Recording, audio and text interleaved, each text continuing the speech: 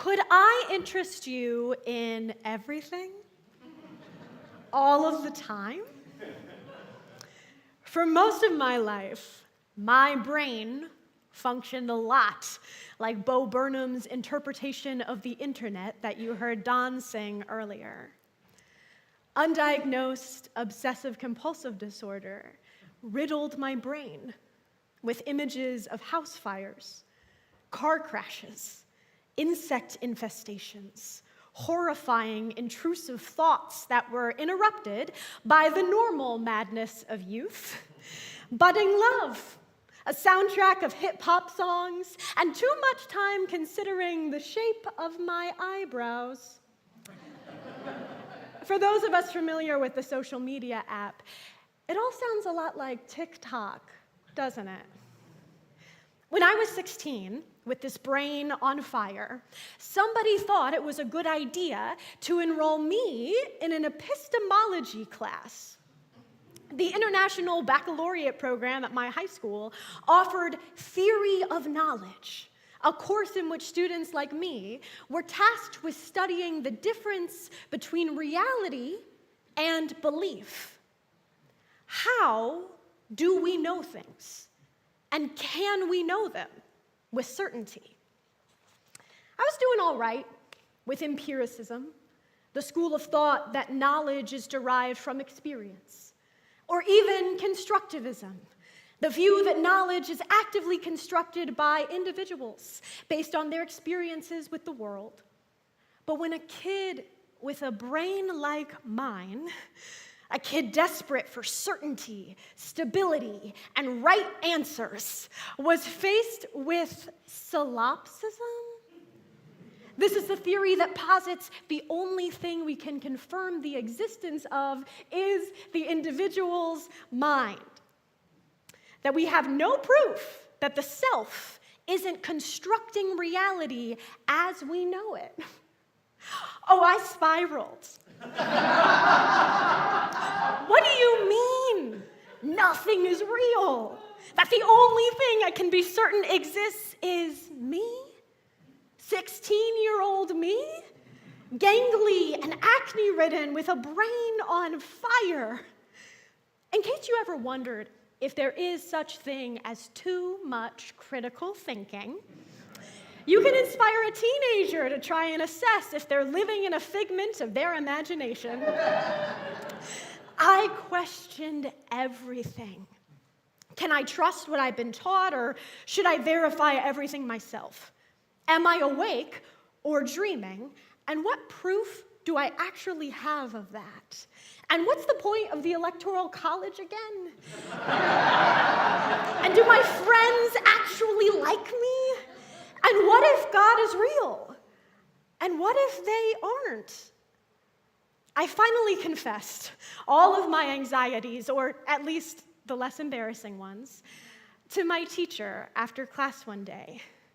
What if nothing is real? What if I've made it all up? What if nothing I feel certain of is true? I said. He paused before saying gently, "What if nothing is real?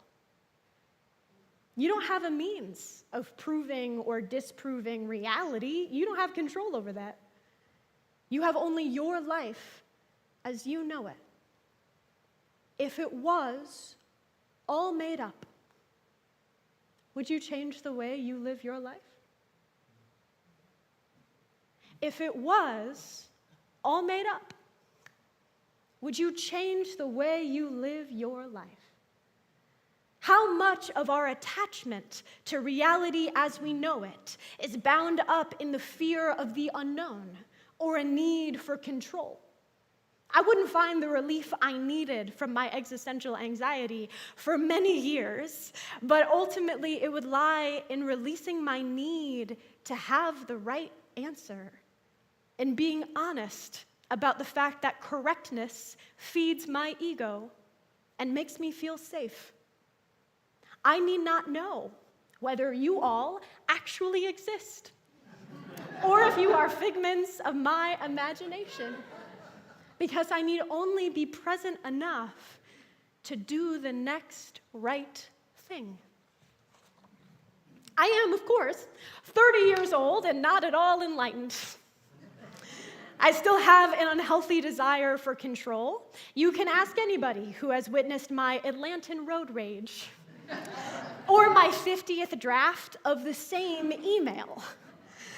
I'm still working on me, and thus a thread of that teenage existential anxiety reared its head recently with the popularization of artificial intelligence and the advent of something called ChatGPT. So ChatGPT is a tool, and it uses artificial intelligence to respond to user prompts. You can ask ChatGPT to summarize a book, explain a concept, tell you the weather, or write an email. When you receive a response, you can refine it by sending additional prompts, requesting that the artificial intelligence go more in depth, make your text friendlier, find a synonym for a particular term. Now, how does ChatGPT work exactly? Put extremely simply, it aggregates existing data. The details of software development defy the confines of a 16-minute homily. But if you'd like to learn more, you could always ask ChatGPT. Now, you may be thinking, as I did, if ChatGPT is fed, essentially, all the existing data of human communication, some human thought is deeply troubling. ChatGPT needed to guard against harmful content, abuse, racism, sexism, you get it, and they needed human intelligence to do that. ChatGPT's developer, a company called OpenAI, tasked workers in Kenya with the monstrous work of reading, viewing, and flagging some of the most vile, horrifying corners of the internet. I say they tasked the workers and not employed, as I refuse to use the latter term when workers are paid less than $2 an hour. Similar artificial intelligence systems can generate graphic design and art. If you give a computer enough photos of yourself, it can spit out professional headshots. It can make a silly video of you doing a funny dance. And on a darker level, the same technology can be used to make deep fake videos, clips that replace one person's likeness convincingly with another. So let's try some experiments. You're about to see two videos. Which one is the real former President Barack Obama, and which one is a deep fake? It got me thinking about my full-time employees and their ability to survive on $8 an hour. And foremost in all of our minds has been the loss and the grief felt by the people of Orlando. Show of hands if you thought Obama number 1 was real. Show of hands if you thought Obama number 2 was real. It was Obama number 1. That was the real Obama. Now next, which of these pictures is a real person and which one is AI generated? Take a moment, take it in. Raise your hand if you think number 1 is a real person. Raise your hand if you think number 2 is a real person. Number 1 is the real human being. Now lastly, which of these clips depicts real violence in Palestine and which is taken from a video game?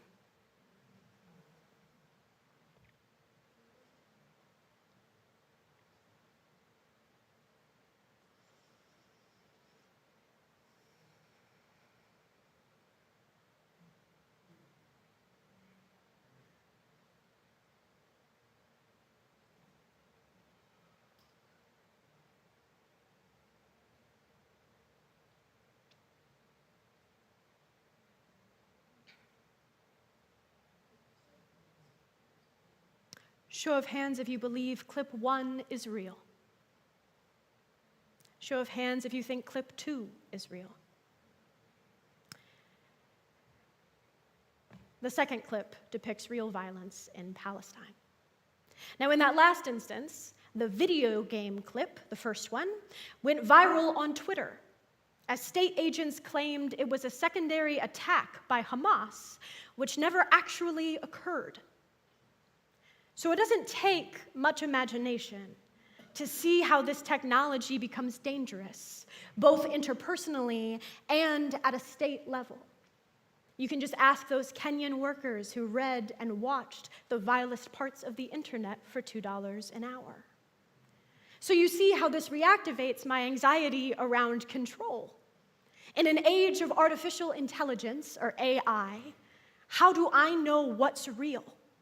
What if nothing I feel certain of is true? I am suddenly 16 again with my brain on fire. In addition to the most urgent stakes of public good, my whole life is about creating art.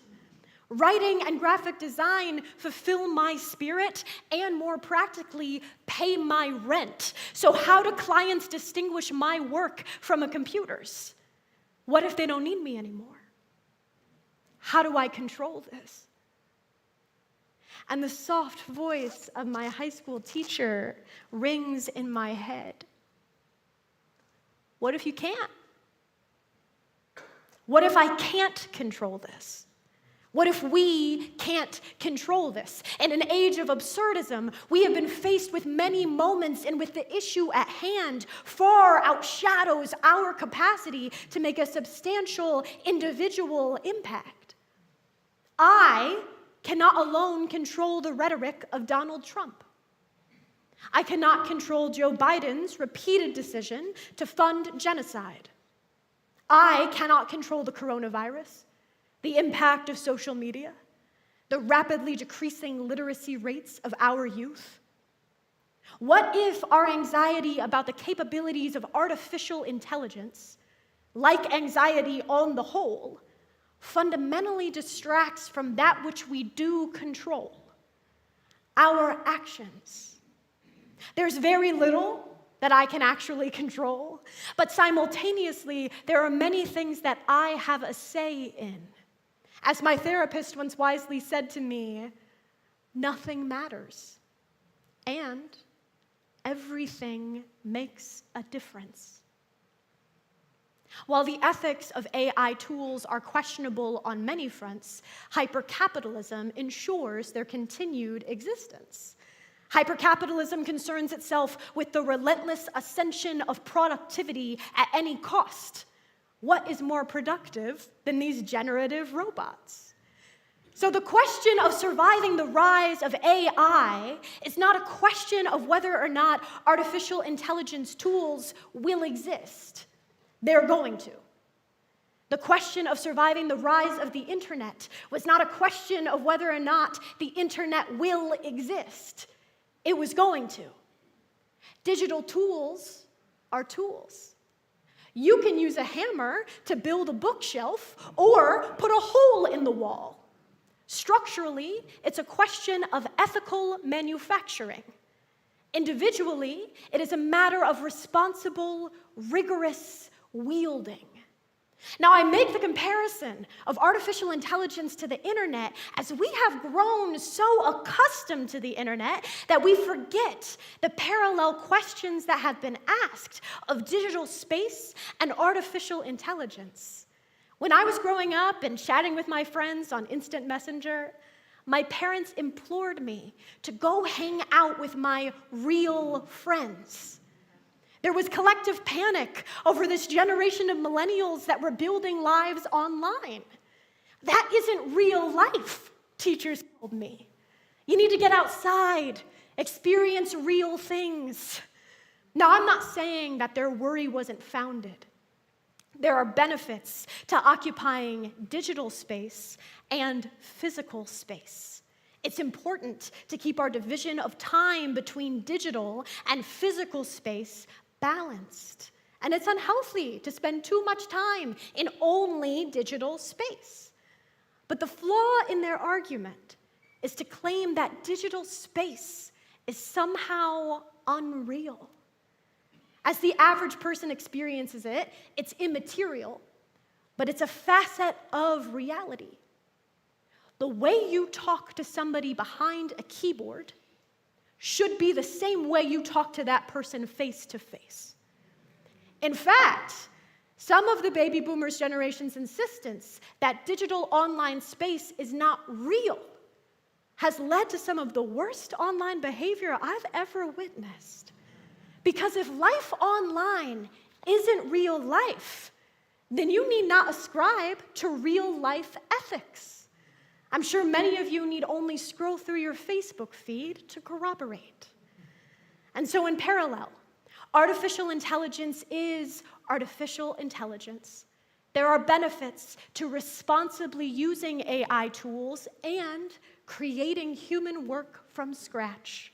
It is unhealthy and to our detriment to overly rely on artificial intelligence, just as it is unhealthy and to our detriment to spend too much time in only digital space. Certain facets of our intelligence begin to atrophy.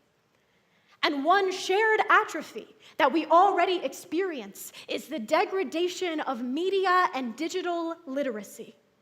Do you remember that clip from the video game that went viral on Twitter as a fake news story?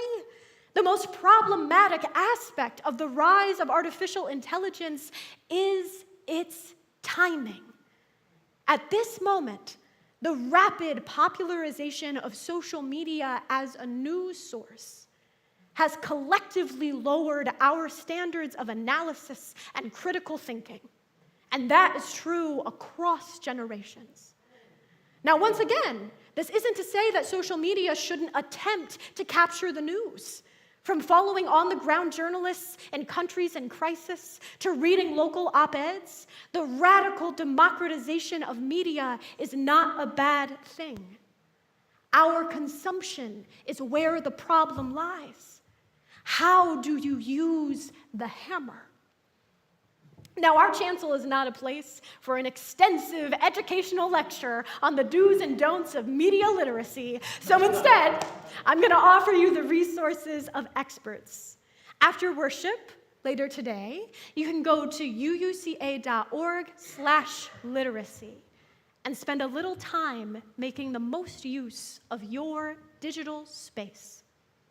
Now, try as I might, I cannot control reality as I know it. Not through my teenage years, not through the rise of AI, not through the unknown, but certainly absurd future. And neither can you. And that need not bring anxiety into our lives, because control is not our work. To control is not a spiritually meaningful action. To work collectively, to educate ourselves, this is our work. The betterment of our world and our individual lives does not require certainty. It requires rigorous thought.